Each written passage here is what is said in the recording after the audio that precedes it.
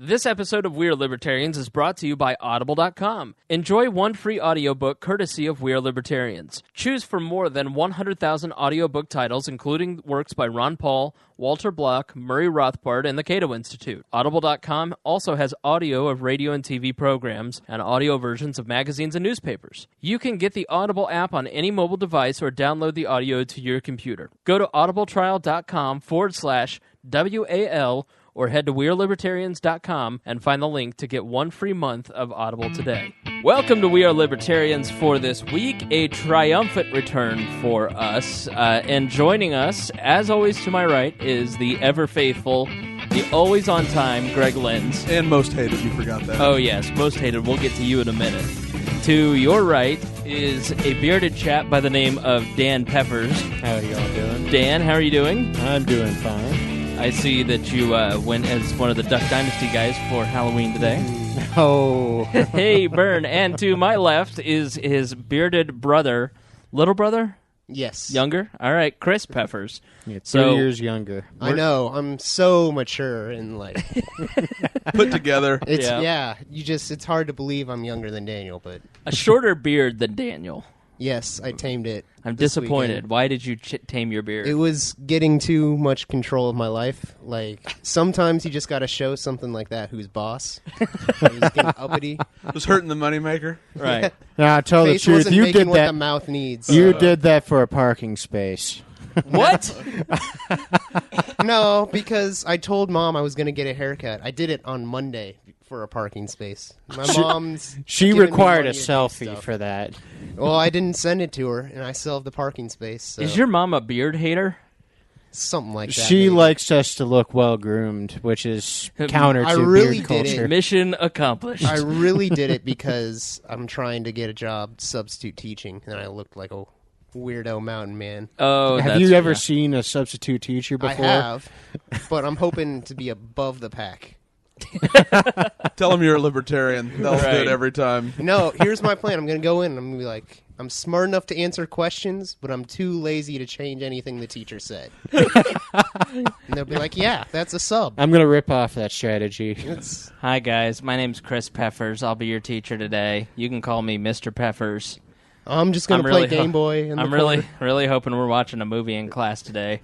So I really don't want to teach you little there's anything. Here's your worksheet. I'm going to play Pokemon.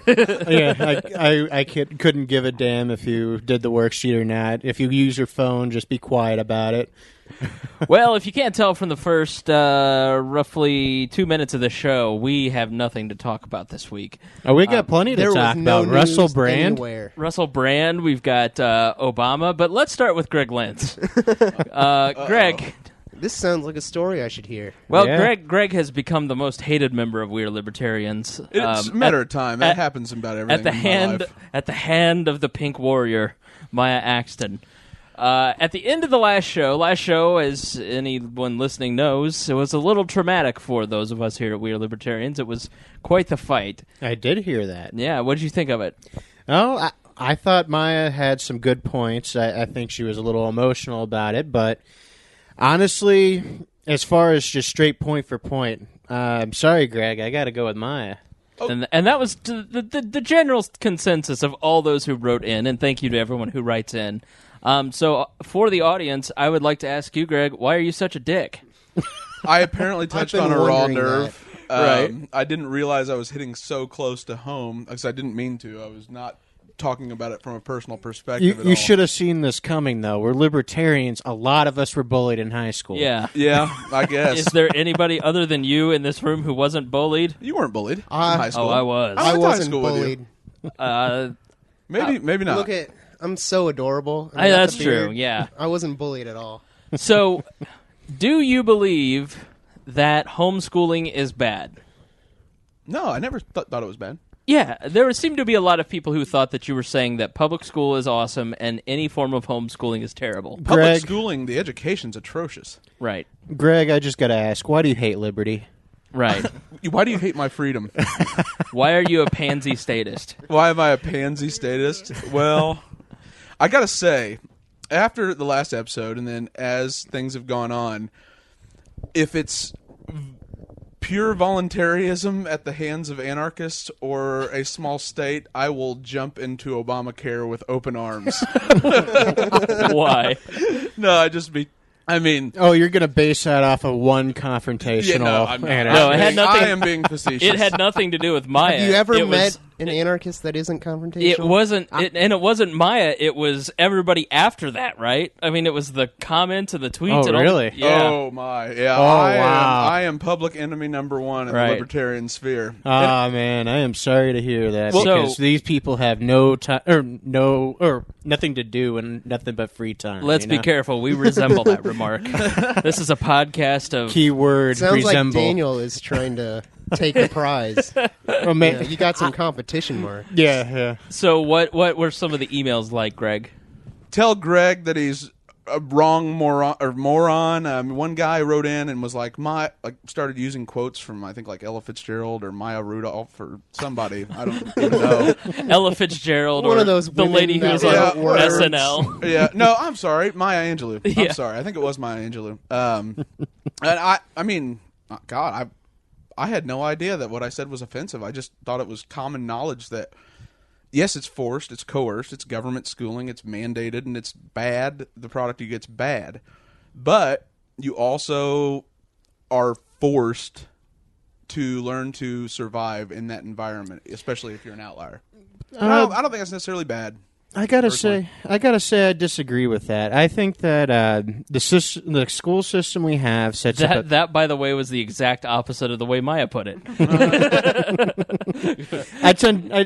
I'm like an optimistic Maya. He's I feel. liberty with a smile.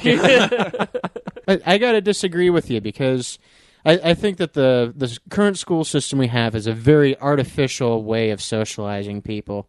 It's not how most socialization happens. Like when I was in high school, if I didn't get along with somebody, I was forced to interact with them time and time again, each day in and day out. While when I was at college, first thing was if I didn't like somebody, I just avoided them, and there was no strife. You know, there are a lot of corporate, I listened to your point. You know, there are a lot of corporate situations and where you have to deal with people you don't like on a constant basis. But honestly, that goes into another point. I listened to a lot of books that Donald Trump wrote, and one of the things he points out time and time again is our school system is based off of churning out employees. Mm-hmm. Not entrepreneurs, not people who really change things or make waves.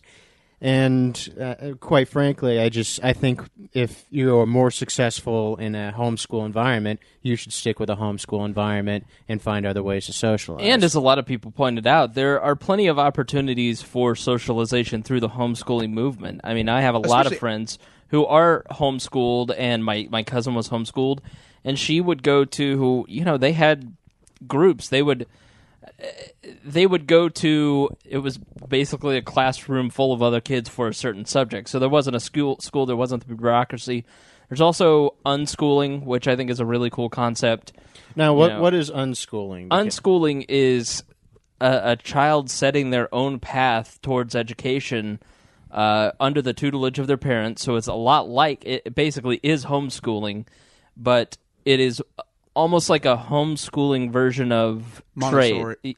Montessori. Explain on steroids, like right. where the kid finds what they have a natural, talent for, and then pours themselves into it instead of having to meet. I would pour myself into podcasting. So that one day it could turn into an empire. As an anarchist, even I find that to be a little unstructured. I don't know. Yeah. See, I don't. I think I am, full disclosure, the chairman of the board of a failed charter school that we tried to start that just hasn't been able to get off the ground. So we're switching gears into more of a support role for the school choice movement. And I think something like unschooling is the future. And one of the guys on the board works for a completely, it's like a Khan Academy type model where it is online based, where, kids work from home and they get the basics from Jason, and Jason works out of his house. So on a webcam. I love Khan Academy. But I like that idea because I just really don't like this idea of teaching everything to kids through like this lecture system. Right. You know what I mean? Like, I feel like the only thing I really learned in high school was higher level math. Everything that we learned in high school was all because it's all how well do you memorize. Well, Where's yeah, the like, creativity? You can't teach English through a lecture an hour a day. You can't teach Right. all. There's pretty much everything but math, I feel like. No, chemistry, yeah, And biology, Honestly, I have physics. terrible. Labs do a better job teaching chemistry, biology, and physics than The big lecturing problem with does. labs is that labs are expensive. Well, that's... We Especially don't need black all labs. these kids. We don't need all these kids. How dare Wasn't you. it disappointing finding out a chocolate lab was a dog, by the way? Anyway, It's not like a chocolate bunny. But it's not. So, yeah, I think something like unschooling, where you are forced into setting your own discipline, you have guidance. I mean, it's not like you just waking up going, you know what, I'm not going to learn math today. I'm going to spend the next 4 years on English. I mean, there is certifications because you've got to be certified by the state. So let's say a kid wants to be a mechanic when he grows up. So Mm-hmm. he pores over a mechanic textbook and learns all this stuff about cars and stuff.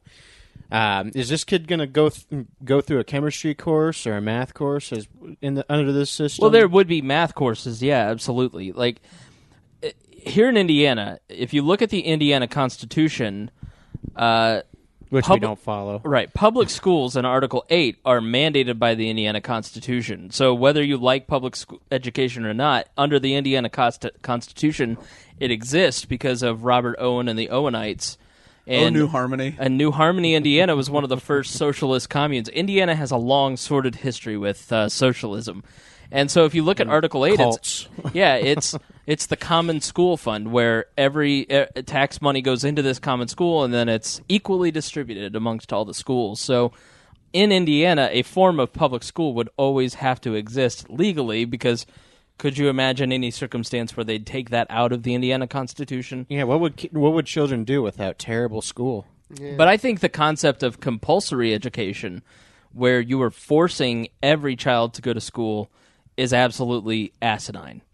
Now, Individual mandate, if you will. in an individual mandate for schooling. Now, I know that there are people driving off the road going, "What a hate monger!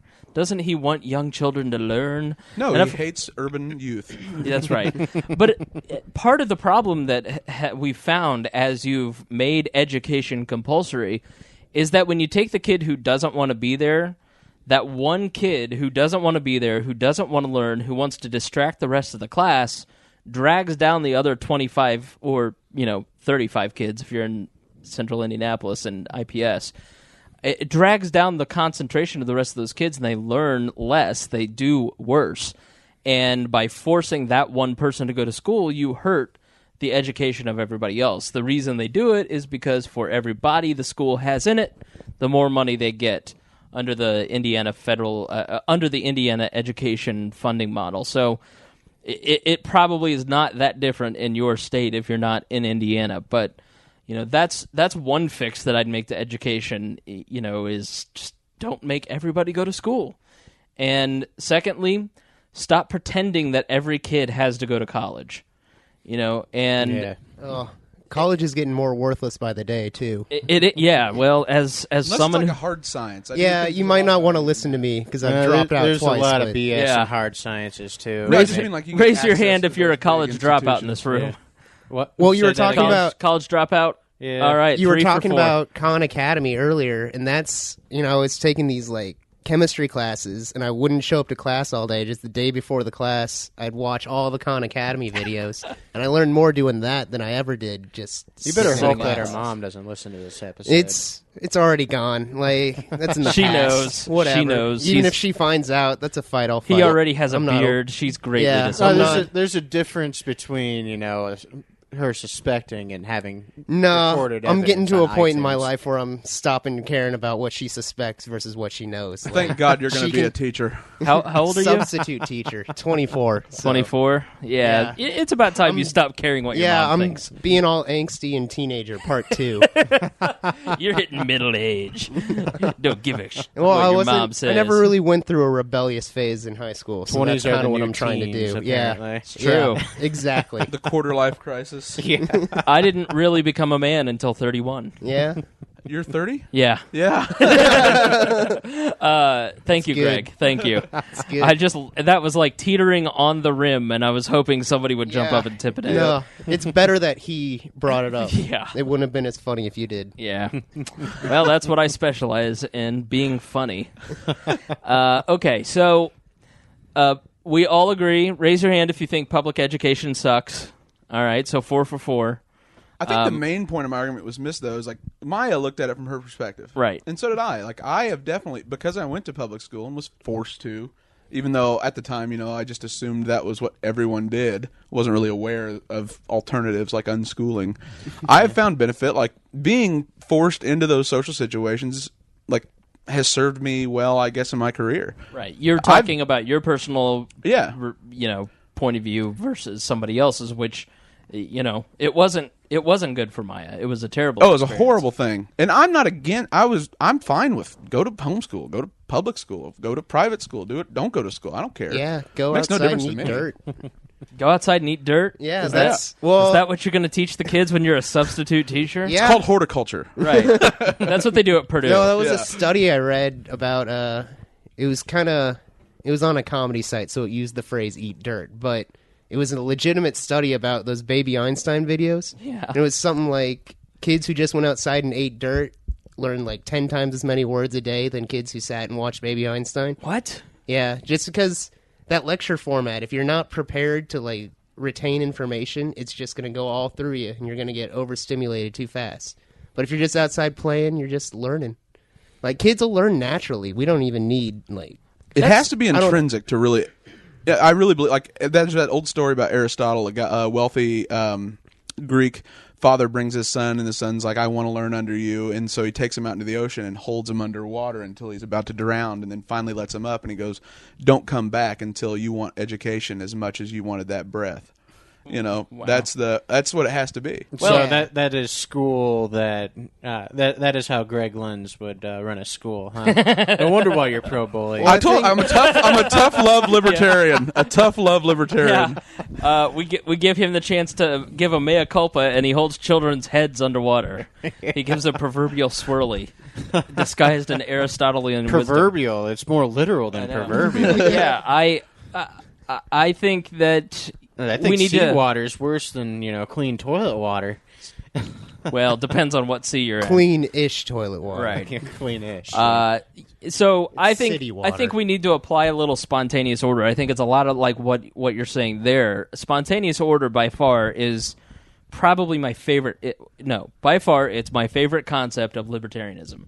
Is that order develops, and society will order itself without a central planner. If you're familiar with the iPencil video, the iPencil book by Leonard Reed, it's a very well-known libertarian writing called iPencil. And it talks about the development of the pencil. So there's a human need to write. We need a thing to write with. And so the pencil develops. So somebody starts writing with graphite, their hands get black, it gets dirty, they wrap some wood around it, they make a mistake, and they realize that they can erase it with a little bit of rubber, so they put an eraser on there. You need a metal band to attach the eraser to the pencil, and the pencil develops spontaneously without a central planner, without, it's just humans putting their effort, their capital, their time, their energy together to mine graphite, to saw wood, to feed the lumberjacks, to carry the food to the diner that feeds the lumberjacks. And order develops spontaneously. Money was that way. Language is that way. Well, even if you look at like a school of fish, there's no leader to the school of fish. They're all just moving together. When you are watching a skating rink, how is it that people don't run into each other without government standing there saying, no, stop, let this person skate forward? Well, there is that one a-hole. Right. So that's society, is that one a-hole creates carnage. So order always comes out of this spontaneity. I mean, and this is how the world works. It's like Halloween, okay? Halloween just developed. Okay, there's Apparently, the government can choose which day it's on, though. bingo. Now you see where I'm going with it, because I want to rant about this. All right. All right? So, education happens without the government's involvement. Just like the kid going out and eating dirt and interacting with each other and looking at the world and interacting with their parents, education happens. Unschooling can happen. Homeschooling can happen. And we don't need the government to prescribe through Common Core or any other nonsense how people are educated and how they learn. It's much like Halloween. So there's a genesis to Halloween. It's All Hallows Eve. It's, something with dead people and graveyards and all that BS. And then it turns into a Hallmark holiday where everybody buys costumes, and then the college girls and Greg Lynn's dress up in slutty outfits. Oh, yeah. You should see what he's wearing tonight. Yeah, It's horrible. jeez. Oh, man. I Cover walked yourself. in here and I got the Cover your Borat shame. swimsuit on. Yeah. The moose knuckle is alive and well. Ugh. It's just like Big Bang Theory. You're going to take just that threw couch up in my cushion with you mouth. and clean it. Oh, yeah. Man, it is a slutty cop uniform. It is a bikini and 2 badges. Uh-huh. Where And is- you are under arrest, Peppers. Where is Gina in her outfit when you need it? So Halloween just develops, and kids know that on October 31st you go out with your parents, or if you're, a teenager or too cool for your parents, you go out alone or with friends Or throw eggs at people. and throw eggs, and everything's fine. And then all of a sudden it rains.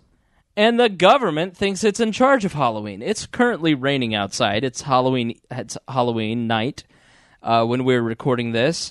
And every local municipality has decided that they're in charge of Halloween, and they will tell us that tomorrow night is when Halloween actually is. Now, back in our Did day... that really happen? Yes. I haven't been paying attention Yes. all day. Indianapolis, Yes, it happened. Plainfield, Jeez. Greenwood, Zionsville, all these local governments canceled Halloween to move it to tomorrow night. Who died and made you Halloween czar? The interesting thing is Halloween isn't even a national holiday. Right. So- If I was a kid, I'd be like, well, I'm going out tonight and then tomorrow. When we were kids, if it was the October 31st and it was raining, we were going out. When do you celebrate Christmas? It doesn't matter if it snows a lot, December 25th. Oh, sometime during that week, just Because like, that's when however. I want to celebrate Christmas. Not true. But it comes by The church tradition. decided that December 25th. Constantine, in fact. That is beside the point, sir. Yeah, but, But today, You will question your government, but never the church. It was to override the winter Constantine did not solstice. tell Chris to celebrate 25th. Right. In Chris fact, started doing it because everyone else did. That's Right. what we The agreed reason on. And why it's we the same with All decorate- Hallows Eve. The reason you we bastard. decorate Christmas trees is because the Christmas tree was supposed to represent the Garden of Eden, and the ornaments were supposed to represent apples. Ooh, really? Yes. And I think it was the Germans, right? St. Nicholas. Yep, good old Germans. So Actually, it was Martin Luther who said that parents should tell their kids that the presents came from the Christ child, which was a German word that sounds very similar to Kris Kringle. That's where we get Kris Kringle. I also heard that this has been Christmas an episode started of like, Christmas Corner with Dan Peffers, future Santa Claus. Well, I heard something about Future. originally Christmas was like this Roman festival. And it was like the festival of classic- the winter solstice. classic Roman, debauchery. All right, but let me bring it back to what's grinding my gears. Okay? Oh, yeah, what's And it's that? the fact that the local governments are telling me when I can't. It's sixth grade. A knock is at my door, and it is Scott Treidel in a Bill Clinton mask. And he says, "Come on, dude, let's go trick-or-treating." I said, "It's raining out. I'm not going to go trick-or-treating. I don't even have a costume." He said, "Well, you got that old man mask. Just stuff some pillows in your shirt and go as an old fat man." Done. And so I did, and so we went I'm out not even gonna trick-or-treating touch in the that one. rain. Shut up. We went out and trick-or-treated in the rain. These damn kids these days are getting soft. Go out and get your candy like a real man. That's why we need public schooling that's right. coerced. Those kids are going out and getting their candy tonight. I guarantee it. I know. So I just don't They're know not where. listening to the government. Where does the government get off, Dan Peffers? They get off by telling us what to do, apparently. Yeah. I mean, I'd understand if It's raining on yeah. Halloween. You I'd gotta go understand if they tomorrow. wanted to change when Columbus Day was, because That guy's an old racist. oh yeah, that. And I mean, the big thing is that's a federal holiday, and it's a holiday I don't really care about. So it's This one involves candy and yeah. Well, I mean, this one is this is something that's very spontaneous. Halloween has never been a national holiday. Right. It's always been something that people have collectively decided, and now government's getting very involved in how it's being executed. So I'm thinking that the government ought to institute costume standards so that every child must meet a certain costume standard. There should be no trick-or-treating after 13. If you're a teenager, then you should not be trick-or-treating. And secondly, state law, everyone must give out full-size candy bars. None of that fun-size crap. I could agree with the last one. Yeah. I'm just saying, if the government's going to get involved, let's do this right. Yeah, if you're going to hand out What about fun size, cans of soda? Minimum of 3 per. Cans of soda have an appropriate amount of sugar, but I'm telling you right now, you hand me a dime or a caramel apple, I'm giving you the chair. What about a toothbrush? Oh, I'm a fan of caramel apples. Not only will I egg your house, I will toilet paper your house and then use the toilet paper. I mean, has anybody even gotten a But good toothbrush? the caramel from a apple is the dentist? chair. what? It's those The caramel crappy apple is the chair. transparent- That's the punishment for caramel apples. It's the ones that It's just at the house egging for orthodontist you're toothbrush. supposed to be allowed Never to mind. throw away. After One at a you- time, Peffers. Yeah. See, I can say one at a time, Peffers, because then it works both ways. The reason that you get the caramel apple with the chair is because the caramel apple looks really, really tasty. And I really want that caramel apple, but I know as soon as I get home, my mom's going to throw it in the trash because some crazy person poisoned it. Did you So know you get the chair for teasing a fat kid. there's never been an instance of the only instance of a razor blade being found in candy was proved to be like the parent did it to try to get some money out of someone. That's Shocking. the only time it's ever happened. Some old white trash crank coming out of the trailer park So- looking to earn a payday, literally. Yeah, if go someone's to giving Beach out Grove? cookies, just eat them, I say. Was it Beach Grove? Yeah. Maybe. No. All right, so there's our Halloween rant. Any other Halloween talk? See, let's be honest, folks. We're a little politicked out. After the excitement over the shutdown, I don't know about you guys, but Oh, that was an exciting shutdown. that was an exciting shutdown. I think the A more lot you of stuff know happened. about this Obamacare travesty, like the technical aspects, you will be proven right. All right, so why don't you fill us in on what Well, has I heard- happened no, this you- week? Hold on, let's give it to Yeah. Mr. Greg Lenz. He probably knows way more than I do. He's so the he fact should just guy. start. So I almost called you Peffers, Greg Peffers. I take that Don't as a do that. compliment. Yeah. He's a beautiful man. GPEF. Thank you. Fill us in on what has happened in the world of Obamacare over the last couple weeks. Well, they're having some technical issues. Really? Oh, I hadn't heard Enrollment is proving quite difficult. Let me guess. It's that gosh darn Anonymous screwing with the government again. You know, they should probably hire Anonymous to build the website if they were smart. Unfortunately, the pure Crowdsource genius of government central planning decided to bid it out to 55 contractors to build a simple website. Well, I guess not simple, but the three main contractors were CGI, and this is where you're going to love it, a Canadian company. Motherfucker! Exactly. Then, on top of that, QSSI, who is they're Minnesota-based, and they're a subsidiary of United Healthcare. Minnesota, in my opinion, is Canada. I mean, them in Wisconsin, They pretty I consider much them are. Canada. They say A. They're the gateway to Canada. I They almost do have considered like a Michigan. Canadian accent, Yes. don't they? They I do like Garrison Keillor, though. We'll keep him. He's a great American, but everybody else, they're Canadians. He's not bad for if a Democrat. your state borders Canada, you are a Canadian. Exactly. Yeah. It's guilt by association. Yes, yeah. Yeah. Except I all mean, you free state projects. You will accept Canadian money as actual currency if you live along the Canadian border. Exactly. Even Well, if you're an American. Wouldn't you? It's worth more than our money. Yeah, I do own Canadian stock, actually. Oh, my gosh. They still stock in Canada. Yeah, on the New York Stock Exchange, of all places, too. It's for Canada. And they had an IPO because they need no. I'm so confused right now. I own, 30 shares of Canada. I was just saying, yeah, it's not a real country. really- they have to sell stuff. I'm really bullish on Dubai. On Dubai. So, Greg, continue on. So there were three main. One was this is hilarious. You know, like, has anybody been on the site yet? Like, I went on there and just wanted to No, I've just navigate around. I've seen people on the news. No. The interface is actually Because you're really not a well- libertarian, clearly. Well, yeah, probably. I mean, I want to be one, but you guys are like the most exclusive club ever. Like, I mean, honestly, I could have I could probably get in the Black Panthers before I could get in the LP. See, You're a little the swarthy. problem with being a libertarian is you have to be licensed and bonded by one of us. Right. I've been blackballed. Yep. yes. I see. And trust me, you should see the bonding process. There's a is lot of disgusting. central planning when it comes to libertarian philosophy. Most people don't know this, But it's private, so it's okay. it's private. Yeah. Yep. So then the other one is this company called Development Seed. They're 3 people. They design the entire user interface. There's a developer, there's a graphic designer, and then there's like an assistant that helps both of them. Designed the entire thing on time, under budget, and we're just sitting around waiting. And they were 3 people. So CGI is in charge of the back end of the website, making it interact with the servers. They already had failed in Canada trying to build a healthcare website. They screwed up Vermont's state exchange. And then, on top of that, we decided to award them the Obamacare contract as lead developer. So the front end, what you see with the girl and all the face and all that was done by 3 people, and it was done on time, and it was probably like $400. Oh, it was incredible. And they wanted to like have a bigger role, but because they were a small startup incapable of doing such a comprehensive project, they weren't awarded the contract. Right. Meaning they didn't know how to properly bill the government like a federal contractor. And there's like 5 million pieces of code in this thing. And to give you a perspective, think about how complex Facebook has to be with 7 billion people in it or whatever it is. Oh, yeah. It's 750 million. It's got like 250,000 lines of code. The Obamacare website is 5 million. Yeah, one thing I have a question about, isn't this just a online store? No.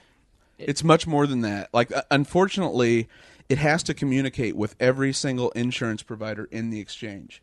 So that's where the third contractor comes in, QSSI. Why not just get one contractor so they don't have so many problems with compatibility? All great things are designed by committee, are they not? Yeah. I mean, when I was driving truck, the Qualcomm was bad, but at least it was by, one provider who, was able to patch everything together, and, it sucked, but it worked. Oh, yeah. Yeah. So, I mean, it's the worst situation imaginable. And on top of that, the Department of Defense was in charge of, the procurement of contracts and sort of making sure everybody was meeting their guidelines. And then Medicare and Medicaid Services was in charge of, like, none of these companies, they built it, they tested it, but then they just essentially handed it off to the federal government to implement. That's how dumb this was. So this woman is in charge of it who probably doesn't use email. And she's in charge of implementing this federal system of exchanges. They trot her out there. She apologizes for incompetence, and I actually felt bad for her. And it wasn't Sibelius; it was like Tavernan or something like that. Mm-hmm. But so they tell her, they run these tests. All 3 contractors do, and say it's not going to work. And she's like, "Oh, well, I'll just tell Kathleen Sibelius that it'll be fine, and we'll be live on the first day."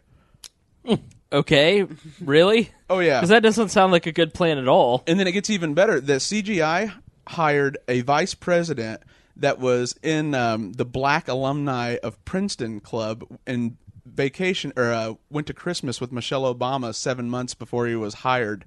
But it was actually a guy. Oh, was it? Or no, you're right. It No, was yeah, it was a McCall female. Whiteley. Yeah. Yeah. She gets hired by them as a vice president with absolutely zero experience in software or healthcare. And then the one from QSSI is a subsidiary of United Healthcare. CEO of United Healthcare was one of the major bundlers for Obama in 2008. His wife is the ambassador to Trinidad and Tobago. That's a nice ambassadorship. Yeah, not bad. I'm glad. 500,000 will get Good you for an her. ambassadorship these days. Good That's for her. actually basically, how it works. If anybody's listening, that's I'd love not- an ambassadorship to say, Prague or. I'm That's just that's guessing. not ambassador to Kuwait. That's Yeah. ambassador Libya would to be bad right Trinidad. now. Yeah. Libya, yeah. It's not Somalia. It's Yeah. not. It's Trinidad and Tobago. Too soon, Greg. Too soon. It's never too So, soon. An ambassador to the Caribbean, that's a sweet gig. so let's play our favorite game, Who's to Blame? The federal government. Well, yeah, but let's see. Okay, so Is the answer going to? Were you expecting a different answer from the federal I government? don't know. Oh, well, one last thing, though. QSSI, who built the data hub that interacts with all the state exchanges, too, that President trotted out and said was working on the first day. Right. Yeah, absolutely is not working anymore. And they just got appointed to lead this redevelopment. They Oh, won the come on. Yeah, they're because they showed a little bit of competence early on. They're in charge of leading it from here on in. So, this is the problem with government. I mean, somebody knew this wasn't going to launch on time, and everybody knew that it wasn't going to launch on time, and it wasn't going to work right. Everyone but Obama. Obama still thinks it's working. Yeah. We'll get to him in a minute, but everybody knew that there were going to be problems. So why didn't they do what they're doing now, which is bringing in Google executives, and why wouldn't they do what happens in government emergencies? We need the best and the brightest to come serve our country. Nerds unite! Get in here. That's only something that happens in like asteroid movies, right? Yeah. Well, and it's actually the reason why is there was only one approved IT services provider, and Bush approved CGI, and so that's why they awarded it, because they were on such a time. Like, they didn't even review anyone else's application. They had 5 no one years for this. But that's a time crunch in government. We're still processing people from when the Cubans came here under Reagan. Yeah. We're not done with that yet. Yeah. Oh, really? I knew we weren't finished with the Enron case, that prosecution was still going on.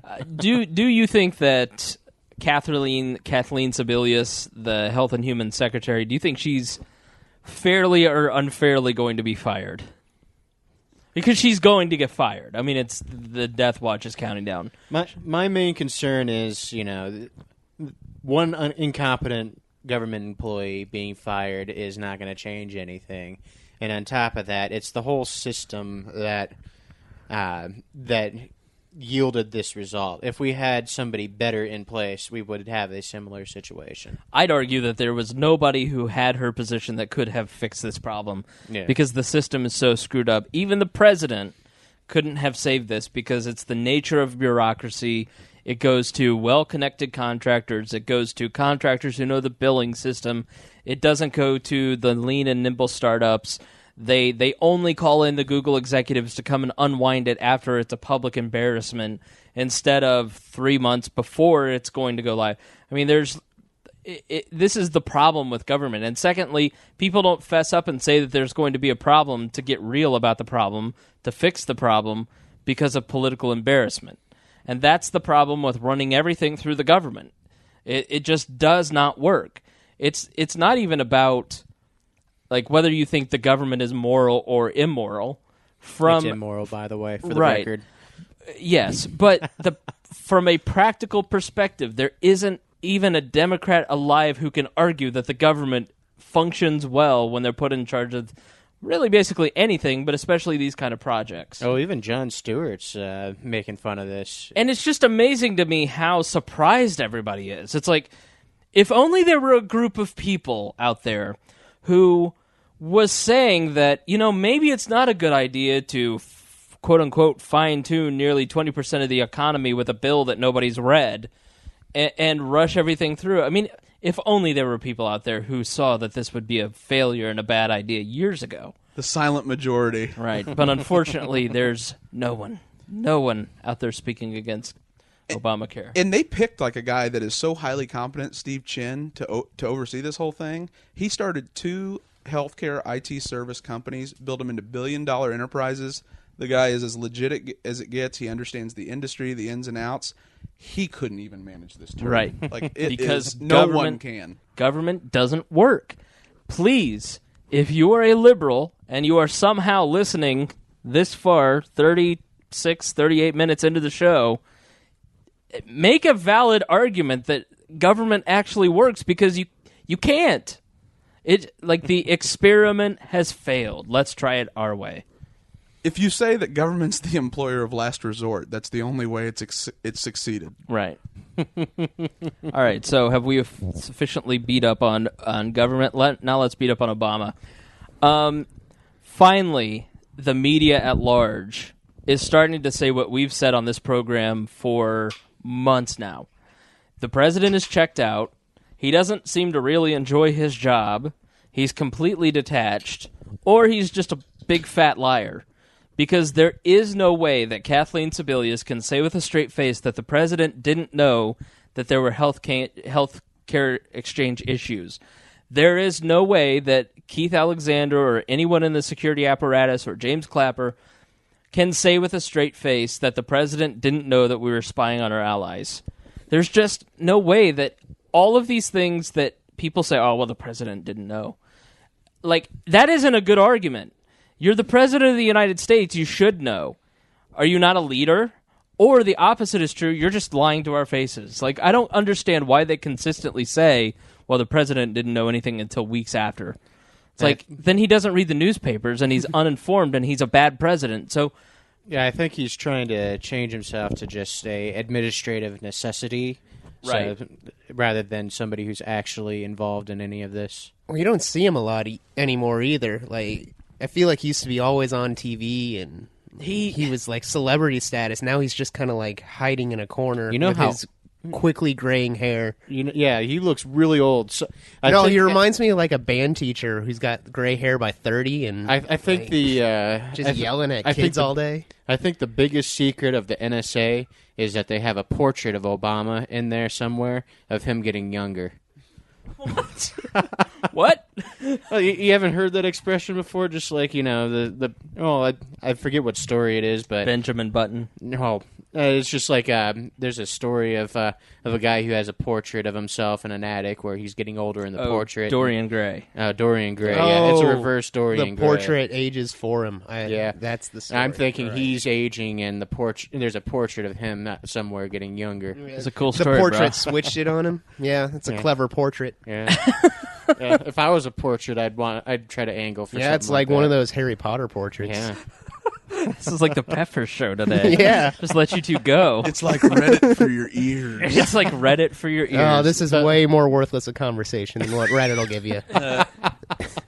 How dare you, sir? Leave. Take your beard elsewhere. Yeah, won't you fight my beard for my right to leave? I'll just ask your mom to trim it. Total nonsense. Don't make me Don't make me call your mom. mom. And then she'll say something, and I'll be like, "Yeah, Mom, I'll get on that." And then don't make me call your mom's beard. Your dad'll get real mad. Oh. Boom! This took a turn for the Did you just call my mom and my dad gay? I think you did. That's why that was a skilled insult. Or at least that there's anything wrong with a gay that. mom and an effeminate dad. Yeah. Either that, or he says that we came from a family of dwarves or something. Yeah, I'm not. I'm just saying, if the hairy foot fits, my feet are now not hobbits hairy. are in on this. I will bring hobbits into whatever I want. Oh my! So all agreed? Yeah. Obama sucks. He's either grossly incompetent or a liar. Yep. Can't be both. So let's talk about the NSA spying thing. He's been dead for the past year, and this is like a John Lennon thing, or weekend at Barry's. Yeah. I think though in the 2012 or the last presidential debate, the first one against Romney, you could see he was phoning it in. He got the crap kicked out of him by Mitt Romney. Yeah. I mean, destroyed. I mean, I keep running into Republicans, and they're just like, "Oh man, I can't believe Obama got a second term." I'm like, that's because the Republican answer to Barack Obama was Mitt Romney. He wears his wife's jeans to public speaking events. He has a horse that dances. Really? Or what do you call that? Dressage? It's like he has an elevator for his cars. He's also highly competent. And hey, you get out of here, Republican. Highly competent. You can say a lot of things about him. Highly competent at getting money from his parents. And And the government. get money from his parents. He earned every penny he has. He's legit. But I'm saying that it is clear that the argument that John McCain made in 2008 that experience matters and that electing an amateur as president is a bad idea. Well, point proven. Electing a statist is a bad idea, but amateurs generally don't know how to manage the bureaucracy. Senators, period. Right. Senators talented amateur is better than a career politician, I think. Yeah. Just some guy who's being like... No, I'm not saying John McCain was better. I'm saying John McCain was right. A governor's a good right. fit, in my opinion. I like governor. I mean, governor's a good stepping stone. So let's talk about the shutdown real quick before we go to the NSA. Because at this point, I made the point that the shutdown was kind of a waste of time because... You're now seeing the last 2 weeks. What was the government going to do with that time, though? Yeah, whatever. But I'm saying that these last 2 weeks have been focused on how bad the healthcare website is and how bad Obamacare is and how people are getting rejection letters. you would have had a month and a half of that, not just half a month of that. And I definitely see that point. Yeah, and the wisdom of trying to kill Obamacare by going the shutdown route, like, I hate to say it, but John McCain might have actually been right, and Ted Cruz might have been wrong. I think people are exaggerating the damage to the Republican Party from this shutdown.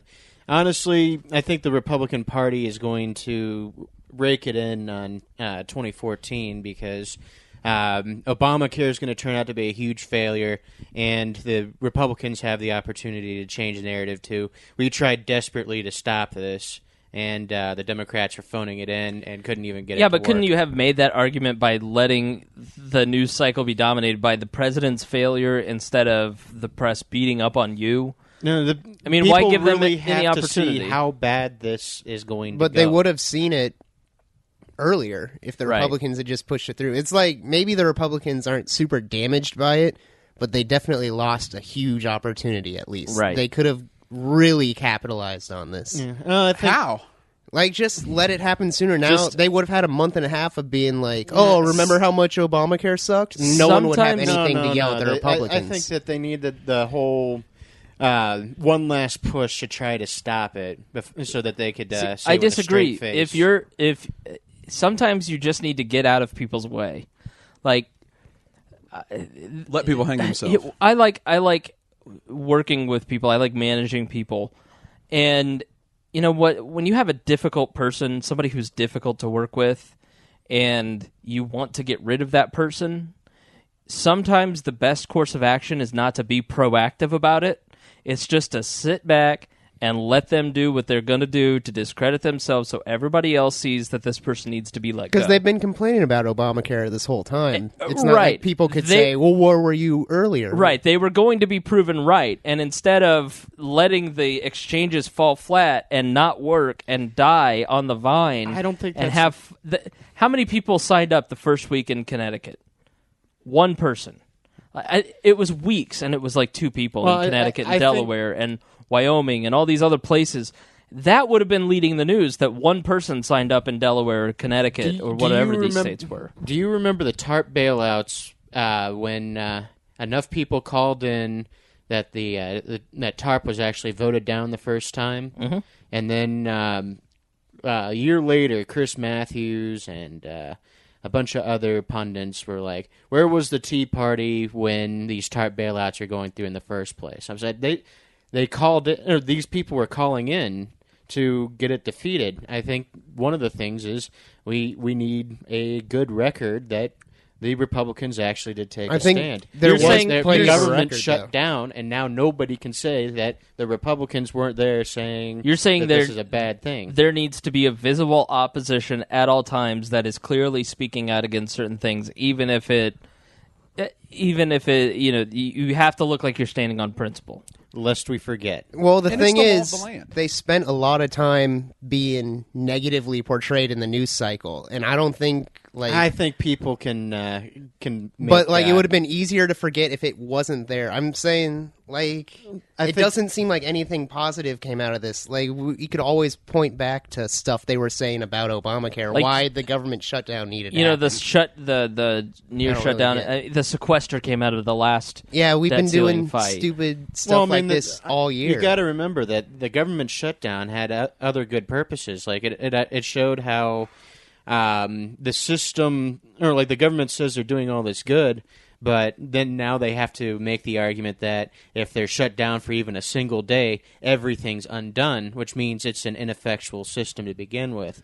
I think that this government shutdown showed a lot of weakness on the part of the federal I don't think anyone government. believed it was an actual government shutdown, so they don't really see it as like this dichotomy. They don't think, oh, government, life's fine without the government, because they don't really see it as we were living without the government. Well, there's also the people who see that we were spending extra money to shut down monuments and to shut down the ocean.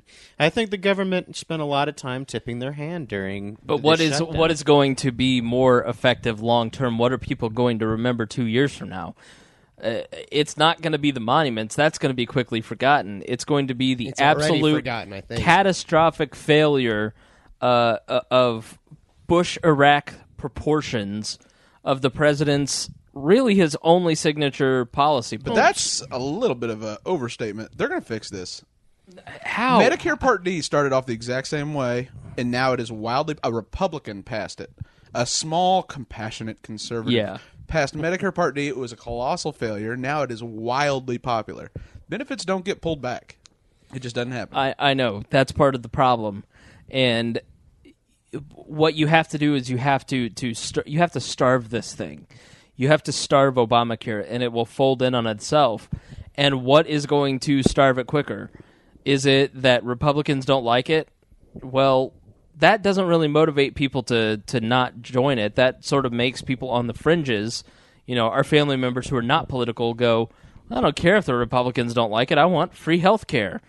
Or are they going to hear, trickling down from the radio as they're going into the beauty salon or the CVS, this thing doesn't work. This doesn't work. This doesn't work. Well, that repetitive message is far more powerful than the Republicans don't like it. Nobody's going to mistake this as free health care for long. I know some people are, but eventually they're We might be at that point already, though. Yeah. I mean, we are. That's the problem. Yeah, people. Well, like The we'd be a subsidy month takers- ahead. Well, the people that are getting subsidies are going to vastly outnumber those that are paying the full price. Yeah, but but I mean, the subsidies thing come is- on your taxes. Yeah. People don't sit there. They go, "Oh, great, I got a good tax check." They don't necessarily say that. It's very professional of you, by the way. That better be Barack Obama calling. But I'll turn him down. Take it later. People- I call him Barry. people go, "Oh, sweet, I got a big tax refund." They don't go, "Oh, sweet, I got a subsidy because Obamacare paid me an extra $2,000." Yeah, well, the big thing is, people are going to sign up on this website, and I do agree with you, Greg. They will hammer this stuff out, and it will be free of bugs soon enough. But World people of are going Warcraft isn't free of bugs by now, and that's way Nothing's better. ever free of bugs, No. but it'll be highly functional. Yeah. You can get... They brought in it'll Google, be they brought fun. in Red Hat, they brought in, what's his name from... Yeah, It'll be but- highly functional. I don't think they brought him in to actually listen to them. I think they brought him in to say, "Hey, Google's here, guys. Don't worry." They are saying December 1st, and the deadline to sign up is what, December 17th?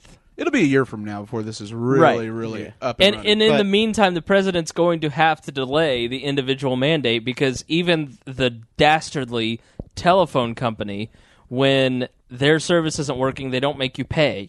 And they're about the rottenest people on the planet, them and cable people. But the cable. the bottom line is I'll be there in 4 to 6 weeks. Oh, I'm doing the South How's your Park. November? the bottom line is people are going to sign up for health insurance, and then they're going to have to cut a check. They're going to have to give up a credit card number. They're going to have to mail somebody a check. They're going to have to take out a money order. But bottom line is money's going to come out of their bank account or out of their pocket, and they're no longer going to confuse this as free. But they still aren't going to vote Republican. They just won't vote. That's the thing. They might vote Libertarian. No, they're we not. get our name out there. So what? Those are free votes. What is more likely to make them not vote? The fact that the dastardly Republicans came out and said, not that they know the word dastardly, most of these people, but That didn't mean it racist. No, that is Go ahead and that's edit just that out. looking Elitist. down on people. Yeah, elitist. Not racist. That is some Democrat talk, not Libertarian talk. We Identity are politics. work with our hands kind of people. So what do you think is going to actually make people sit there and go, oh, well, why won't they vote? And it's because both parties suck, because the Republicans hate the president, and then the Democrats can't do anything functional. Yeah, Instead of just getting out of the way, being quiet, and letting the Democrats and the president take the fall. I could give a damn if people vote or not, but the thing is, this is how I look at it. We're taking on a lot of debt. We're increasing the size of government. This is a unsustainable system, and eventually there just won't be enough Chinese people with dollars wanting to buy our debt. Right. And, the big thing is, at this point, I think what we should focus on is trying to make sure that when default happens, it's as painless as possible. We don't want a total collapse when default happens. We want... You can't default, though, if you control your own currency. Maybe we should IPO. Oh, you can default. There's actual default or there's de facto default. If you cannot default. monetize, that is a default. That is a de facto default. Britain did it in the 80s. That's how George Soros made billions. They overnight doubled the value of the British pound, and the economy went on. Yeah, well, I mean, the thing is, look at the size of our debt. What was their debt to GDP ratio? Over 100%. Over 100%. Yeah. Yeah. Well, I mean, Like, governments don't allow themselves to collapse. That's what I think people don't grasp, is that they never will. That's why, like, the debt ceiling was a fake fight. Even if we, quote-unquote, defaulted, we were going to have to prioritize what payments we were making. That's still not default. well, the thing is, though, we've got our debt is a lot different today than it used to be. It used to be that we had a lot of long-term debt held by your average citizen. Now we have a bunch of short-term debt that's held by Russia, it's held by China, and I don't think it's necessarily bad that they hold debt of ours, but I think if it turns out that our debt's no longer profitable, they're going to drop us. They're going to drop us as the reserve currency. They can't, because we're their biggest consumers. What? Oh, to the Chinese, we drive all their economic growth. No. Don't bring up that argument. That's like saying you get a Chinese guy and an American on a desert island, and you say that the American's job on the island is to eat. No. The Chinese are perfectly capable of consuming their own goods, and they would be better off for it. They would be better off if they consumed their own goods. If they wanted their citizens to get rich. They don't, because then they'd have political power. The thing is, a rising tide raises all ships. Yeah, he's boom. Well, roasted. China's starting to realize it can't avoid its citizens getting prosperous. Like, if it wants the country to be prosperous, it has to let the citizens be prosperous, because that's what it means to be in a world economy. They pick winners. But they can't pick winners all throughout the There's not a big middle class world. there. There's poverty-stricken, there's millionaires, and they control the But millionaires. it's starting to get less. Like, it's moving more. In 19, Based on what data? I think in the Well, they're having like these capitalist zones where normal people can own businesses. Yeah. And They're experimenting with long-term 99-year like that is a leases. step. Land That leases? is a step in the direction they would not have taken if they couldn't. But I was Or in if the- they could have avoided it. there was, and I posted about this on We Are Libertarians. So look up Fareed Zakaria in the search box. And in 1980, I'm hoping I'm getting these numbers right, but I'm fairly close. Exact numbers don't matter. Yeah, No, the they don't. facts Ballpark. don't matter. Ballpark. In 1980, the Chinese made up 43% of the world's poor, and now they make up, in 2010, they made up like 17 or 13, somewhere between 13 and 17. India's catching up. Either way, it's India and Indonesia, not Indochina. You but want data? I was gonna on, say, China's in on Indochina. Chinese Right. prosperity. Just look at the number of people who are automobile owners and what percentage of the population is becoming licensed drivers. No, you are. I probably said that wrong. I apologize. I meant, like, they're not going to let a big middle class rise, because that's when you start getting social unrest, and that's what the Communist Party hates. Oh, Greg did it again. He had to apologize. I do it a lot. The thing about a large middle class, though, is that's a bigger tax base. They want. I mean, they have more debt than we do. I mean, they're not that concerned with their debt. They are a net exporter and they are a net lender. They are, but they do not publish like their GDP like we do. Well, I mean, it's like you're saying, though, that it's like you're saying, they've got more credit card debt, but they've got more savings too. No, they have more sovereign debt. Well, I mean, I'm just saying, like, if you were to compare your financial situation with another person. Let's say you have $1,000 of credit card debt, and they've got $2,000 of credit card debt, but they've also got $3,000 in the bank. It's not as big of a concern. No, true. Yeah, you're So right. let me ask this: do you think we spy on the Chinese? What? Only the Pope. Only the Pope. You know what? It wouldn't surprise me if the Chinese were like the one person we weren't spying on. Can't get in there. Does the Pope poop in the woods? Did you hear? What? So Did you hear I'm this trying thing to about? save you some editing spangle. did you hear? by self-censoring. Did you hear this? Did you hear this? You hear about this? You hear Heard about this? It's Yeah, that whole thing about the Russian spying scandal, Yeah. where they gave out like USBs. thumb drives, in, like, gift USBs bags. and phone chargers filled with, like, literally, if Vladimir Putin is giving me a USB drive and I'm Barack Obama, I'm not putting it into my computer. I'm putting that on a fake laptop. Right. I'm going to burn that as soon as I get it. I'd be afraid it'd Like, explode. why would you- Right.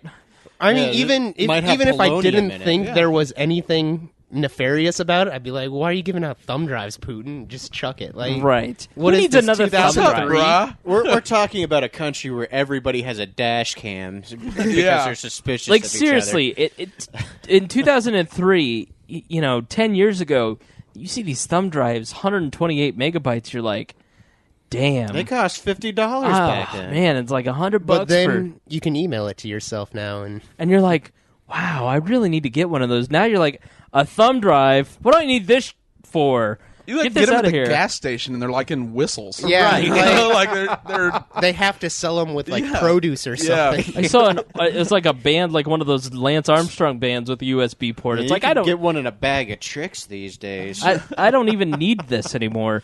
But yeah, so this is another thing Barack Obama doesn't see. People are starting to figure out that hey, government health care might not actually work, and President Obama is totally clueless about it. And then all these world leaders are starting to get a little bit ticked that we're starting to spy on our allies. It happened with the French. It happened with the Brazilians. Have been really outspoken, canceling trips. They're considering several countries are considering UN sanctions against the United trade States repercussions. for trade repercussions for spying. Which, let's be honest, if you had told me 2 years ago that we were spying on other world leaders, even the British, even the French, I'd say, yeah, I buy that, because isn't that what spy agencies do? Yeah, I don't think a single libertarian was surprised at the news. Right. What did surprise me was Dianne Feinstein coming out and saying, how dare they spy on our friends and other world leaders, when this woman had absolutely no problem with what the NSA is doing to the American people. How much you want to bet she had a pole in the field 3 days before? Yeah. And it came back and that butthole puckered a little bit. You mean her face? Well, yeah. That's, Oh, Boom! Take got that. you. damn, Got you. Diane. Take that, Di-Fi. Yeah. So, She this was is- on her pedestal all comfortable, and you just knocked her off. right. I'm sure she heard that and started crying. She listens to your show. I know she listens to this. To all our NSA fans, Yeah. I'd like to give a shout out.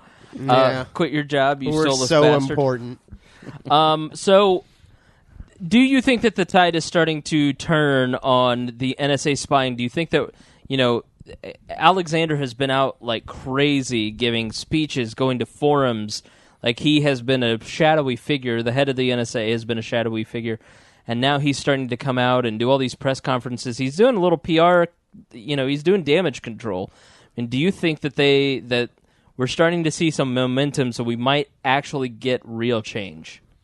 I think the biggest driver of this is just kind of like technology, and technology's getting better, and the average citizen is getting better with technology. Well, there was a study out that every 18 months, the United States security apparatus doubles its abilities to spy on the American people. Well, I think you have these individuals that are able to like break in and leak it and stuff. Like, Right. I think it's going to be way less secure in the future, and that's technology driven, so it's going to last. I would like to bring up a mathematical point, if All I right. may. Well, then I'm going to have to ask you to leave. Yeah, Because math ain't welcome here. is it THC fueled? No, it's not THC fueled. It's actually something that Alan Turing discovered. I believe it was Alan Turing. Was he the He was modern the code computer? breaker. Yeah, he was Okay. the code breaker for, I believe. The Enigma? Yeah, he broke the Enigma code, and it's a law where when you double the size of an encryption key, you need to square the number of times it takes to break that code, to try to guess that code. And so I literally just stopped listening to my own podcast. So what was that now? A 128-bit encryption key would have to be squared in order Yes. to beat it. So 100. Hold 28 on. Let me do the math. 128. Carry the 1. Add plus over 15. carry 10,000. ones when you're Take your squaring. socks off. Hold on. 1, 2, yeah, 3. yeah. I was trying to explain it in layman libertarian terms. All right, layman libertarian terms. So that's like it'd be like 248. Let's say you have an encryption key that is just 1 digit long, and then you double it to 2 digits long. So like You from would- 1 to 2. 1 to 2. You would have to guess 4 times as many. 3 So, times, like it would 8. end up being 9 times as 8. many. 8. What do we mean? 2. Did 1. I just hear a niner? 1 plus 1 Were you calling from a is walkie-talkie? 2 times 4 is 8. I got it right. No. No. So you're going from 1 to 2. Right. With 1 encryption key, ideally it would take you 1 guess. Right. But when you go to 2-digit encryption 4. key, it takes you 4 guesses. Yes. Well, don't you want them to have more than 4 guesses? Yeah, which is Well, why that's we why you just do go like to 128. Oh, okay. So then they get like, or 256 or 512. see, that's a lot. Yes. Okay. At that point, it becomes statistically 412 times 4. Unless they control the fiber optic cable that just the data chill this transferred out for over. a second, I mean, the Spangle. big thing is, I'm going to get it. as you grow this encryption, you actually make it significantly harder to break it. So it gets harder to break codes than it is to make codes overall. And we actually saw something with the Dread Pirate Roberts. He got his Bitcoin wallet taken by the NSA, and they could not break the encryption on the wallet. Nice. And this is the NSA. And the real crazy part about this is Bitcoin wallets can be copied, and it can be stored on various local various servers or local drives. So theoretically, the Dread Pirate Roberts still had access to his Bitcoin funds, even though it was in the possession of the NSA. It was like it was just sitting there taunting him behind the safe. Yeah, waving at him. exactly. I mean, this is the first time, we've seen somebody get their funds confiscated. See, now Really? Daniel... Yeah, Really? that's twice. It's an alarm. Sorry, I'm going to have to He disable it in a second.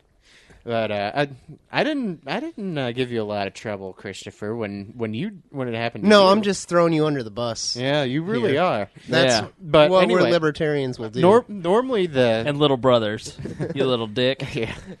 Well, I'd be afraid got of one of Big those. Brother when you got a little brother. Right. But anyway, That's true. I know where you sleep. Yeah, this is one of those. So does the NSA. I mean, one of the things about the government is when they litigate, one of the first things they do is they freeze your funds, so you have no legal fund to defend yourself. And this is one of the first circumstances where they confiscated somebody's money and it was still available to them.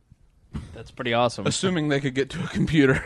No, they just got to get a friend to get to a computer and pay a lawyer by proxy. How many times, like, if you tried, you could get to a computer? Yeah, if you Like, there are computers Dread everywhere. Pirate Roberts is probably in, like, you ever seen He's in a- X-Men, that one X-Men where Magneto's in, like, a plastic suspended He's prison? He's in a That's what Faraday. he's in. he's just got to Yeah. wait till somebody with too much iron in his blood. yeah. He's in a Faraday cage. No Yeah. waves are coming through. Yeah, he's in a Faraday cage, probably. But then, then you have a story though, like this week, and this is where the NSA thing comes in. Is they had access to Google and Yahoo's global data links, so they have been siphoning off all the accounts, all the data transferred, archived emails, years and years old, and storing it. The problem with that is Google and Yahoo are licensed companies. They are Sponsored corporations monopolies. they're corporations that are granted rights by the government. So if the government says, or if the government just starts taking their data, they can't resist. They can't even talk about the fact that government's going through their data. Well, but then they send their best site tester to go help fix the healthcare website. If I am the CEO of Google, I'm like, politely F yourself, Sebelius. While at the I would do that minus the politely part. Yeah. while at the very same time, 2 mysterious barges have Yes. started to float into the San Francisco Bay and the Portland, Maine area, and they're giant containers, like ship They're containers. buildings made out of shipping containers. Right, on they're the like barges. 8 stories high. They're like these big block buildings, and it's probably server farms just being cooled by the ocean water. But if they dock, then that corporation that owns these barges would have to pay taxes. And so they're just floating off, and so Google... And it's generally believed that these barges are owned by Google. Owned by There's Google. been some They're definitely owned by investigation Google. done. They're definitely owned by Google, and they're server farms, and it's Google trying to subvert I not don't- paying property or- I don't know about Is that. it I the think it's some NSA? big. I think it's some big Google You know what? project, and they're trying to build buzz for it by slowly leaking. The- These server barges might be Google. Well, there's also a couple places on Earth where we could set up a rogue state and let Google set up whatever servers they want with no taxes. They'll do it in And- the sky too. Yeah. I do it in Lake Monroe. So here in Indiana. who wants to start a rogue state over in the Western Sahara? I declare myself sovereign right now. Yeah, right now. Get it? You No, don't this have is to my declare sovereign yourself state. sovereign. You are self-sovereign. That is the point of libertarianism. This is Pretoria. Until I can beat a drone, I won't consider myself sovereign. No, you are a coerced, self-sovereign individual. Greg loves the state too much. I'm just kidding. No, I I'm do. kidding, So buddy. That Maya's was not here, and you gotta I know. be the one who I tells can't Greg. let up. Wait till you see my was healthcare that? article tomorrow. I'm going to catch all kinds Oh, of great. crap. I apologize in advance for any hate mail. By the way, if any of that hate mail can be sent to me, I've got a Twitter handle at Daniel Peffers.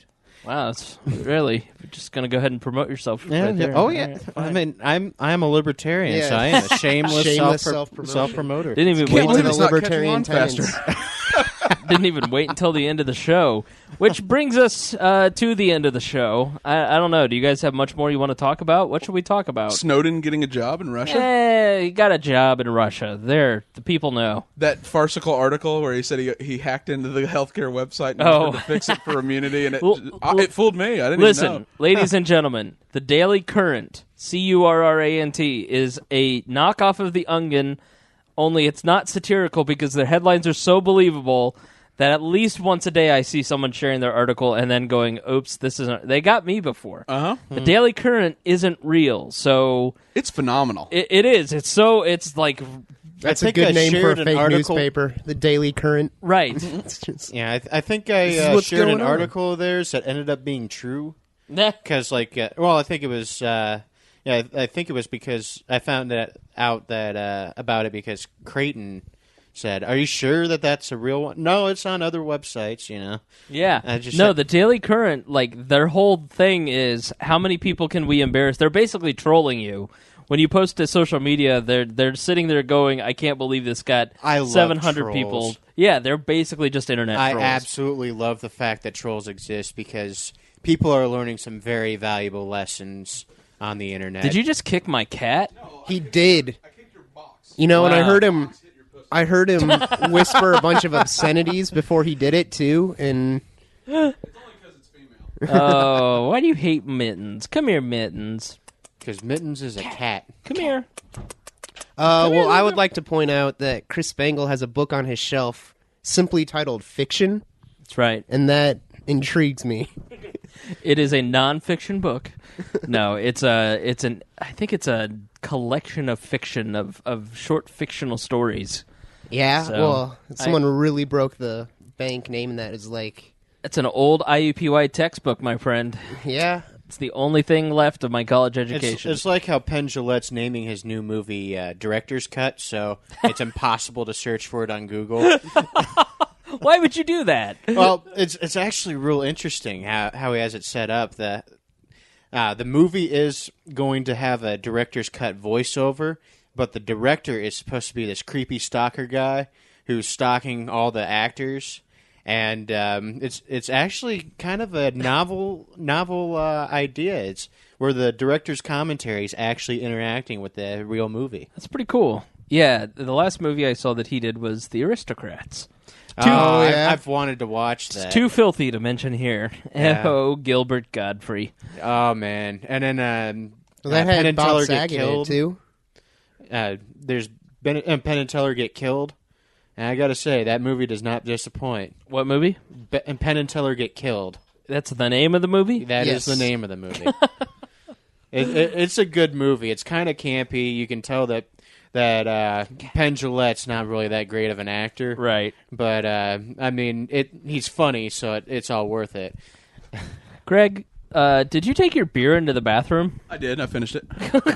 Oh, Good old bathroom beer. that's beer. I thought those were energy. Had a quick drinks. That's shower what I too. was The old thinking. shower beer. Yeah, It's a Sun King Wee Mac. Why do energy drinks and beer come in the same looking cans? So you can drive and drink. Duh. yeah. Fair enough. This is Indiana. Covert. I heard Indiana was like one of the last states to make a law against drunk driving. Like one of love my freedom. buddy's dad. That's right. He was talking about when he first started driving. If we love Just go out, set his beer on top of his car while he's filling up gas, and a cop walked by. I was like, I "Hey, don't what's up?" I don't think they made open container illegal here in Indiana. Like, we were in high school, Greg. Yeah. I think It was fine until we were like, no. it, yeah, it was you were like, it was 2000s. fine. I drove around drunk all the time in high school. I didn't drink till college. You're like, I was driving around with a half can of Schlitz. I wish I was that cool. I was Yeah. very much not that cool. All right, so let's wrap up. Get on your soapbox. I know Dan Peffers never has anything to get up on his soapbox about, but any topic that we missed, we failed to talk about, that, shameless self-promotion if you have any left over that you can get to. Then I promote my Twitter handle, and apparently it's the cardinal sin. Yeah. Anyway, there is one topic I want to mention, and it's people like Maya Axton have a tendency to be very guilty of this. They start talking about how, it's a waste of time to co-opt the Republican Party. We should focus all our resources in the Libertarian Party. I say, find a project that you resonate well with and stick with it, and quit trying to centrally plan a libertarian movement. Spontaneous order. To defend Maya, Maya doesn't believe in the Libertarian Party either. Maya can defend herself. Yeah. Well, you'll see her tonight at midnight, roughly. She defends herself against your face. Okay. Yeah, I'm sure I'm going to get a Facebook message from her. Oh, no, it'll be right on her wall. Man. Right, Greg? It could be right on her wall. I remember when I wrote that Adam Kokesh entry, and I remember posting it on her wall specifically because I knew she's good at social networking. She'd end up writing a post to counter mine, and we'd both end up getting a bunch of unique visitors for the site, and true. it worked. It did work. Let's go to the other Peffers. Chris Peffers, anything that you'd like to get up on your soapbox about? Yeah. NBC put Parks and Rec on hiatus for no explanation. It's coming back randomly. They're randomly putting 2 episodes this Thursday, and then one couple weeks later. They put it in an 8 o'clock time slot. Yeah, they've pretty much killed their Thursday night comedy. Yeah, lineup. and they put it up against, I think it was maybe Two Broke Girls or a bunch of popular shows, and I couldn't find it. And you know why? Well, Why? Parks and Ron Rec. Swanson was becoming way too popular. That's right. Small government and libertarianism. The real problem, gaining ground. Can't the happen. non-crazy That's the thing, reason they did it was because one Peffers at a time. Well, they lost The Office last year and 30 Rock the year before, and then Community's been kind of weak, so that's all their comedy block except Parks and Rec. Yeah. And that's about the only show they have for Thursday night now. Well, they've got the So- Michael J. Fox show, which isn't bad. And I think that got What? ultimately canceled. Yeah. They're Not running for out sure. the rest of the season, but they're not going to sign it again. That stinks. And They then- missed out when they didn't. They picked. What's the one with Alec Baldwin? I don't even watch that. 30 show. 30 Rock. Rock. They picked that over Studio 60 on the Sunset No, Strip. Studio 60 was awful. That's First my of all, favorite show wasn't ever. even a comedy, but It second was of, Muhammad the Thin-Skinned Prophet. whatever. That's Jesus And then- as head of standards. And then all of their it was white people problems, the show. And 30 Rock was that. They trolled Pat Robertson. They had a skit called Pat Robertson Studio predicts 60 the weather from Scripture. Are you kidding me? Studio 60, it was Brilliant. I need to look this up. What is this? It's Studio the best 60. show It ever was just written. about It's they're typical writing. Sorkin. Yeah, it's Aaron Sorkin pretending to be SNL writer. an SNL head writer, and it's about behind the scenes SNL thing, which is what 30 Rock was. But 30 Rock went way more cartoony and over the top, Because it was half the and just cost. generally funnier. Well, and also had a lot more talent I'm going behind sorry. it. Matt, oh my God. I'm sorry, Oh my. 30 Aaron Rock. Sorkin writes circles around anyone for 30 Rock. I'm sorry, No, 30 Tina Rock Fey, is not Aaron funny. Sorkin is too much full of himself, and Tina Fey only does that about 10% of the time. No, she'll get full 30, of herself. 30 Rock was not a funny show. No, you And got the watch love- the last season of 30 Rock. Yeah, but the love that Tina Fey gets is way... It's definitely just too Tina much. Fey. Her Sarah Palin's the best thing she's ever done, hands down. Right. No, Mean Girls, best thing she's ever done. Oh yeah, I gotta go with Tina Mean Fey Girls. is a fantastic writer. Stop As an trying to- actress, she gets really into herself. Stop trying to make Tina Fey happen. It's not going to happen. Yeah, Amy clearly Poehler's she more hasn't had any Oh, success. yeah, No. She's just been a flop ever Yeah. since Weekend Update. No one likes Tina Fey. Okay, How so... many New York Times bestsellers have you written? 3. 3. Is that the standard? Because Kim Kardashian probably has like 15. Snooki is Nah, that can't be Snooki's right. been on there 'cause twice. Kim Kardashian probably cannot read. It's Ghostwriters. It probably, like, if we're going to measure it by that, it goes like Bill O'Reilly's got to be like the greatest selling author since Christ. And then you have like Wasn't Atlas Shrugged the best-selling book of all time? I don't know if think it's best selling. well, the it was Bible ranked the most I think that's the influential Bible. book outside the Bible. It was ranked like as the most influential book outside of the Bible. I'm sorry. I tried.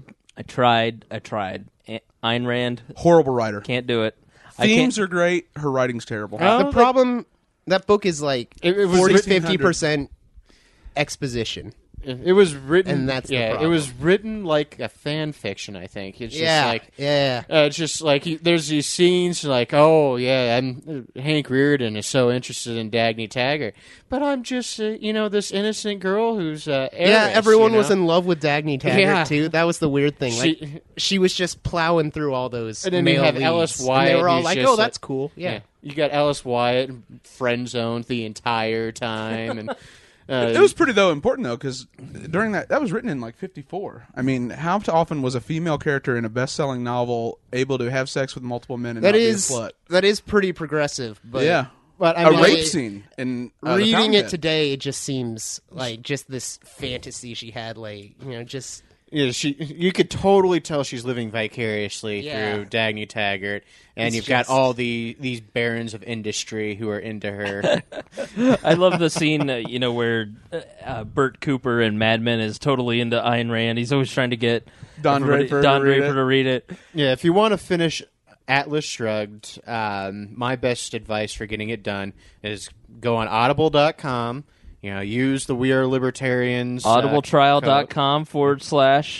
audibletrial.com/WAL. Yep. Very easy, or go to our website. And then pick up a free copy of Atlas Shrugged. It's like 80 hours long. Right. And then you listen to a couple hours at a time, and you skip the chapter called "This is John Galt Speaking," because all it is a summary of all the themes of the book that were thinly veiled to begin with. So But it's can't got I a- just go read John Galt's speech and then I'll just have read the book? Well, you'll enjoy reading the 1,000 other pages more than you will the 50 pages of John Galt. Really? It is honestly longer than my Audible copy of the Bible. You know that it was an option to be Clint Eastwood was going to be Hank Reardon. Robert Redford was going to be John Galt. Desi Arnaz was going to play Dan. Was this Konya. back in the beginning? It was the producer of The Godfather. And then Faye Dunaway was going to be Dagny Taggart, and Ayn Rand, though, would not agree to make it unless she had final cut, and she wanted all 73 pages of Galt's speech in the movie. Oh my gosh. Oh wow! So it got killed. in You know development. that Of course she the ruined it. the crazy thing about John It's Galt's going to be speech. like an hour of screen time. Right. Yeah, well, no. The crazy thing about John Galt's speech is it's supposed to take place during like a newscast, so like a half hour or hour long, and it takes the narrator 3 hours to go through all that dialogue. Oh my gosh. So, The yeah. whole chapter is in quotes, too. One big quote. Oh. Although it is like there are some great like if you ever are going against status, there's some fantastic like money's the root of all evil. Dan Konya's response is memorize that. You'll just crush people anytime you get into a public debate. Right. Dan Konya was a pretty cool character. Probably my favorite character in the Except book. he became a whiny little bitch towards the end. Well, Reardon was a man. He didn't run away like a little girl. Ragnar is I guess I don't- probably the Yeah, best pirate. character. oh yeah, I forgot. He's the, a pirate. The He's Finnish also pirate. Yeah, he's a pirate. He's a badass. He's stealing gold all over the Yeah, place. and he's the only one who. Like he's there's the a only, pirate that just showed up in this book? Anytime like He's- the government tries to ship anything or anything like that, he just goes around and steals it in his badass ship. And he yeah. helps the people who are disappearing Yeah. get their money out. Mm-hmm. He's like a smuggler too. Yeah, he's the only main character that doesn't fall for Dagny. So he's just Not really a main character. He kind of like they talk about him a lot, but he's only in the book in a couple scenes, right? Okay, yeah, but I mean, he's a complete badass. He is. The pirate philosopher. Yeah. All right, Greg, get on your soapbox. What do you want to mention? It's not a soapbox. It's a question. It's one. I actually posted the article in chat, and I don't know if you guys read it. It was one by Jack Hunter about Murray Rothbard. We're bringing up Jack Hunter. We are evoking the name of Jack. You mean Hunter. that civil rights leader, Jack Hunter? Hey, we like Jack Hunter here. Is he the Southern Avenger? He's Yeah, a Southern he's Avenger. a Southern Avenger. He's misunderstood. Yeah, I don't know. I read one of his Lincoln blog posts, and even I have trouble defending that. Like, man, He really likes Lincoln, or no, really hates Lincoln, and a lot of libertarians aren't fans of Lincoln. Lincoln was kind of a douche. He was a he tyrant. was. But when it comes down to Sherman's are March you to pro the or Sea? anti-slavery, you can throw out a lot of details. Right. That tends to define the issue. Yeah, but he did approve Sherman's March to the Sea, which was just slaughtering innocent people. Oh yeah. And suspended habeas corpus. And put 300 journalists. He closed down 300 newspaper and put hundreds of journalists in jail. It took us off the And gold he standard. really didn't do that much to end slavery. Slavery was kind of on its way out because it was a bad idea. The Civil War began over states' rights and seceding from the Union. Seceding was meant to be a peaceful way to leave the Union, and it's Abraham Lincoln who enforced the notion of saving the Union because we're a nation. We're not a nation of states. We're a nation. And every other country ended slavery in that century peacefully except the United States. There's And it's no way the South would still have slavery today if No. we let them go. There's no way. Do you know there are more slaves in the world right now than there were during that time? That is Yes, I true. did, but nowhere still near wouldn't the have it? United States. So enough about your basement. All right, so Greg, You know, that's I'll have you know, Greg has a murder room. It's so I not a built this dungeon. railroad. It's underground. all right. Well, so no, my question was I was reading. Hunter makes a point about Rothbard, and I'm big on political change. I'm big on changing. I like the idea of changing the GOP from within. I won't make any bones about it. But I also like the Libertarian Party. And Rothbard's quote was that political change is the what we need to pursue. I mean, that's what he supported. And then his other comment, and I wanted to get your guys' reaction to this, was that the Libertarian Party, they are more hostile to the American bourgeoisie when people start to adopt their ideas than they are to the idea of liberty. He called them, I believe it was Luftmenschen, which are like like in Germany, they were like the misunderstood, the people who didn't have regular jobs, like the artists that just loved to shock and anger. The Bohemian crowd. They were the Bohemian crowd, and he called them the Luftmenschen, and he said that will be the litmus test of whether liberty spreads in the United States, is whether when the masses, like right now, we're on a wave of liberty right now in small government and libertarianism. Do the Luftmenschen, who he considered to comprise the existing Libertarian Party, hate mainstream so much that they won't even allow it to do it? And so he goes, are we a political party or are we a social club for crazies? And that was his quote. and I will say that Rothbard, as great of a thinker as he was, and as important as he was in forming all these organizations like the Mises Institute, the Cato Institute. He was instrumental in Reason Magazine. He was instrumental in the National Review. I mean, he was a very important libertarian thinker in that age. He was also divisive as hell. I mean, this guy, you go back and you read some of his newsletters from the 70s and 80s, and they're just vicious. Like, you know, he turned on the Cato Institute, and to this day, the Cato Institute and the Mises Institute hate each other's guts. Lou Rockwell Lou Rockwell and Murray Rothbard, if you got on their bad side, they'd rip you to shreds. And so it's kind of funny because he really set the tone for the people that he's talking about. The anger within the that anger, anarchist you know. movement. And it really doesn't need to exist. I think if you listen to Jeffrey Tucker, I'll get to see Jeffrey Tucker speak on Saturday.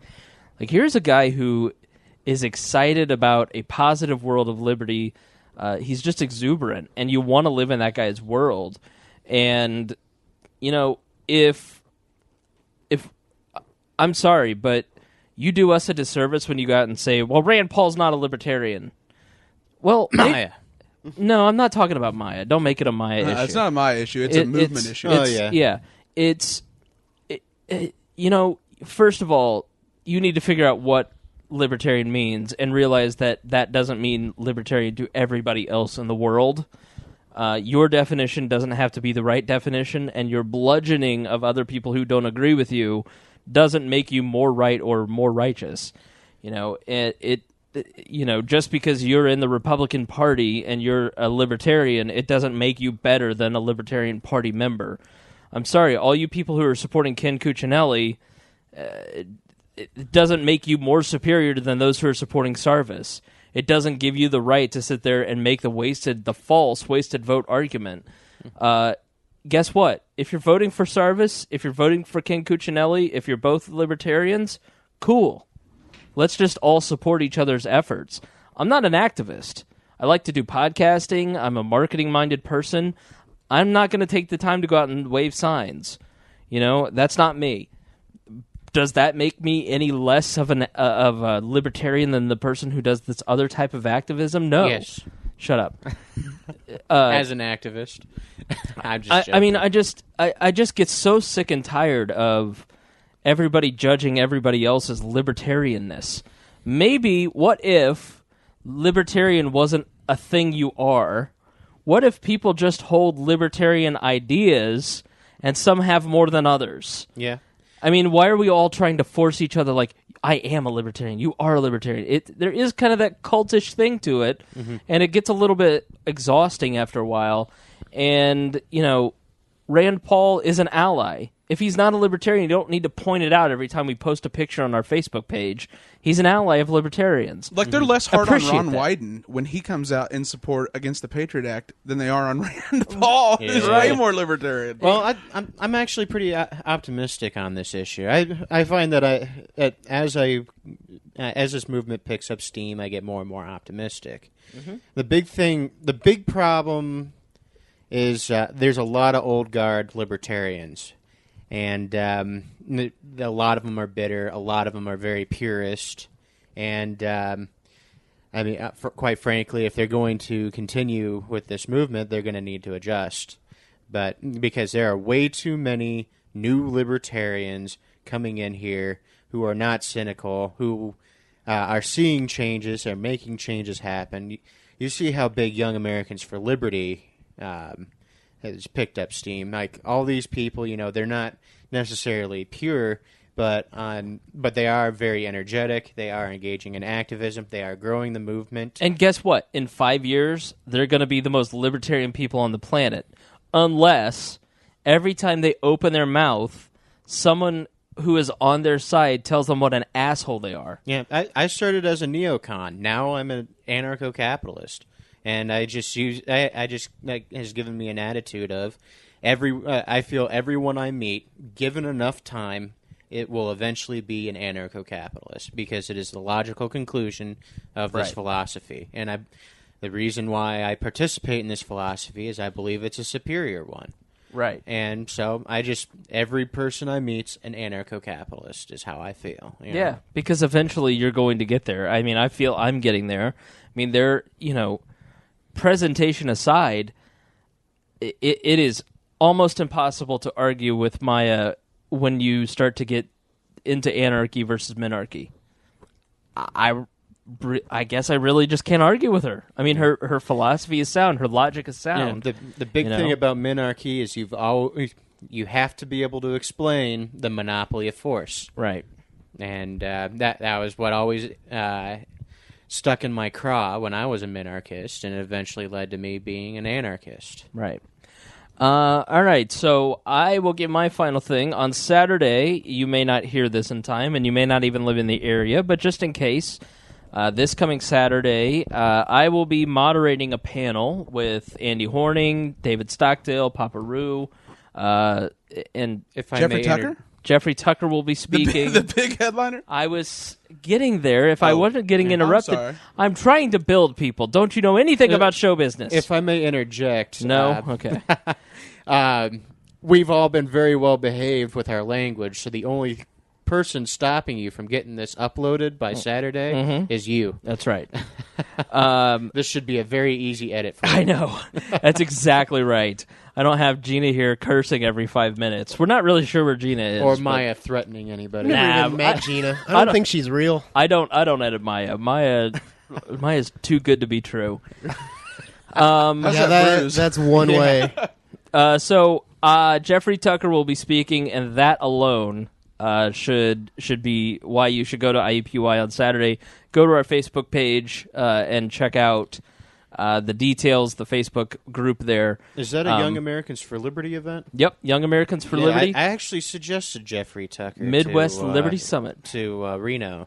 So, and they endorse this podcast 100%. and contribute financially to it per Right. Creighton Harrington's You know, words. we need to get on that and get Creighton to comment, because we did that joke and Creighton never came in and countered it. 'Cause we always love to tease Creighton. But, yeah, so I just think it's pretty awesome that they invited me to come host the panel because of We're Libertarians, and I thought that was pretty cool. You're the big draw. You're the No. moderator. I mean, think about it. When you watch presidential debate, would you rather? Who are they there for? They're there for Tom Brokaw. I am always there for Jake Tapper. dude, I've just recently got a phone call from an old Army buddy of mine. He's living in Texas. He has heard of you. What? Yeah. You are very well known. Yeah, I don't know about that. You are more famous than you think you are. I don't think so. I tell people, my mom knows who you are. Really? And I was not the one who told you. Who told her who He's you were. king of all the libertarians. Yeah, he is. Wait, I was one Indianapolis city councilor once introduced me to another city councilor as the president of all libertarians, and he was dead serious. And the Indiana Libertarian Party, or the Liberty movement in Indiana, is much stronger than it is in most states. Oh yeah, I know that. No doubt. But And you kind of spearheaded it. You know? Yeah. Because there wasn't one. well, that's not fair. There was one. It just was Irrelevant. not as cool when I wasn't in charge of it. They didn't have Rupert. And Right? tie-dye. Yeah, they didn't have Rupert. You think Thank a God cool. they found the hippies. You think of Chris Spangle. That is the coolest guy I know. Right. Man, let me tell you, when you think of cool, you think of Chris Spangle. Yeah. With his He's chubby, got his ear chubby to the ground with all the kids are into, and glasses, his cherubic face. All those notches on his bedpost. his mild fashion. By the way, fashion sense. notches indicate how many ding dongs I had eaten before bed that night. So He likes That's to keep a permanent record every night. That's either a lot of junk food or very provocative. So story time with Gina just started. yeah, no kidding. Wall After Dark, which Dan's always pushing. Yeah. WAL After Dark. I'm always pushing that. It will happen someday. Well, I know, but I don't know how we can get much dirtier than Gina's podcast sometimes. Oh, it can get dirtier. This is the internet. This is the internet. If you can think it, there will be Wall After Dark of it. Rule 34. Right. We'll make that 35. All right, everybody. Thank you for tuning in to this episode of We Are Libertarians. I thought it was fairly decent. I enjoyed the Peffers brothers arguing with each other. Most people do. I know. It was very... all I had to do was say, Peffers, go. And one of you went, and then the other one went back after, and it was like a ping-pong match the whole time. We've been practicing our whole lives. Yeah. So Yeah, we've at least put a solid 20 years into this. So I'm going to go ahead and give it a 3.5 on a scale of 10. That's good for us. So next time, we promise... To do better next time. Music for We Are Libertarians is provided by Hoosier musician Brian Keith Wallen. Please check out his website, briankeithwallen.com. The song is Bad Spell.